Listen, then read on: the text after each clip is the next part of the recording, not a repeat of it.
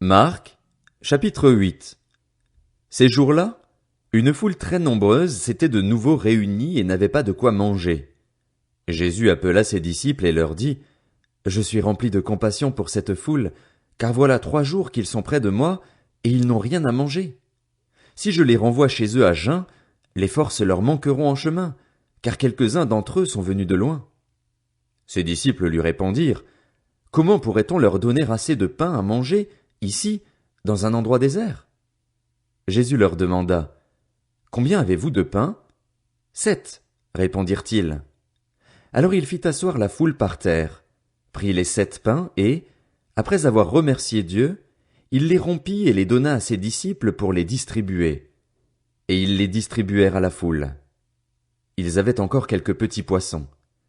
Jésus les bénit et les fit aussi distribuer. Ils mangèrent et furent rassasiés, et l'on emporta 7 corbeilles pleines des morceaux qui restaient. Ceux qui mangèrent étaient environ 4000. Ensuite Jésus les renvoya. Aussitôt il monta dans la barque avec ses disciples et se rendit dans la région de Dalmanuta. Les pharisiens arrivèrent, se mirent à discuter avec Jésus et, pour le mettre à l'épreuve, lui demandèrent un signe venant du ciel. Jésus soupira profondément dans son esprit et dit, « Pourquoi cette génération demande-t-elle un signe? Je vous le dis en vérité, il ne sera pas donné de signe à cette génération. » Puis il les quitta et remonta dans la barque pour passer sur l'autre rive. Les disciples avaient oublié de prendre des pains. Il n'en avait qu'un seul avec eux dans la barque. Jésus leur fit cette recommandation. « Attention, méfiez-vous du levain des pharisiens et du levain d'Hérode. » Les disciples raisonnaient entre eux et disaient, « C'est parce que nous n'avons pas de pain. » Jésus, le sachant, leur dit, « Pourquoi raisonnez-vous sur le fait que vous n'avez pas de pain? Ne comprenez-vous pas et ne saisissez-vous pas encore? Avez-vous encore le cœur endurci? Vous avez des yeux et vous ne voyez pas? Vous avez des oreilles et vous n'entendez pas? Ne vous rappelez-vous pas? Quand j'ai rompu les 5 pains pour les 5000 hommes, combien de paniers pleins de morceaux avez-vous emporté? 12, lui répondirent-ils. Et quand j'ai rompu les 7 pains pour les 4000 hommes, combien de corbeilles pleines de morceaux avez-vous emporté? 7, répondirent-ils. Et il leur dit, comment se fait-il que vous ne compreniez pas encore? Ils se rendirent à Bethsaïda.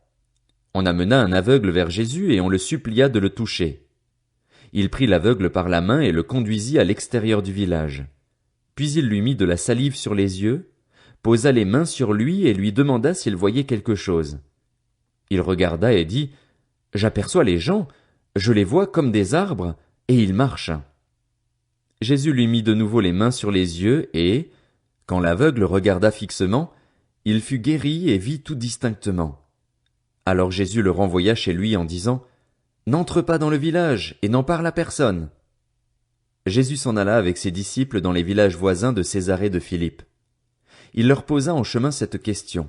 « Qui suis-je, d'après les hommes? » Ils répondirent, « Jean-Baptiste. » D'après certains, Élie.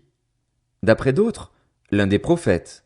« Et d'après vous, qui suis-je? » leur demanda-t-il. Pierre lui répondit, « Tu es le Messie. » Jésus leur recommanda sévèrement de n'en parler à personne. Alors il commença à leur enseigner qu'il fallait que le Fils de l'homme souffre beaucoup, qu'il soit rejeté par les anciens, par les chefs des prêtres et par les spécialistes de la loi, qu'il soit mis à mort et qu'il ressuscite 3 jours après. Il leur disait cela ouvertement. Alors Pierre le prit à part et se mit à le reprendre. Mais Jésus se retourna, regarda ses disciples et réprimanda Pierre en disant, « Arrière, Satan, car tes pensées ne sont pas les pensées de Dieu, mais celles des hommes. » Puis il appela la foule avec ses disciples et il leur dit, « Si quelqu'un veut être mon disciple, qu'il renonce à lui-même, qu'il se charge de sa croix et qu'il me suive. En effet, celui qui voudra sauver sa vie la perdra, mais celui qui la perdra à cause de moi et de la bonne nouvelle la sauvera. Et que servira-t-il à un homme de gagner le monde entier s'il perd son âme? Que donnera un homme en échange de son âme? En effet, celui qui aura honte de moi et de mes paroles au milieu de cette génération adultère et pécheresse, le Fils de l'homme aura aussi honte de lui quand il viendra dans la gloire de son Père avec les saints anges.